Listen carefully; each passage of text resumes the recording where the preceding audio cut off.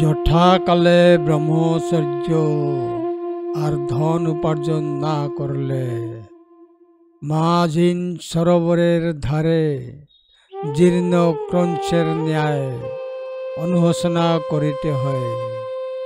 ধম্মপদ 155। যৌবনে তারা উচ্চতর আধ্যাত্মিক জীবন যাপন করেনি, কিংবা তারা যৌবনে সম্পদ অর্জন করেনি। এখন তারা বৃদ্ধ ও অক্ষম। তারা সেই ক্ষিপ্ত বৃদ্ধ উড়ন্ত ক্রঞ্চের মতো, যারা মাছ ছাড়াই হ্রদের তীরে দীর্ঘশ্বাস ফেলছে। হ্রদটি মাঝহীন হয়ে এই সরোবরের কোনো খাবার নেই, তাই তারা ক্ষিপ্ত হয়ে উঠেছে।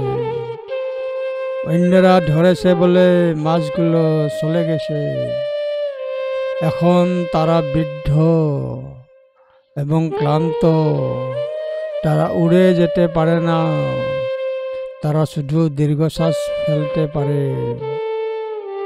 যারা যৌবনে পবিত্র জীবন বা ধন সম্পদ জয় করেনি, তারা একটি মাঝহীন পুকুরের চারপাশে বয়স্ক সারস হিসাবে অনুতাপ করতে থাকে। ধম্মপদ 155।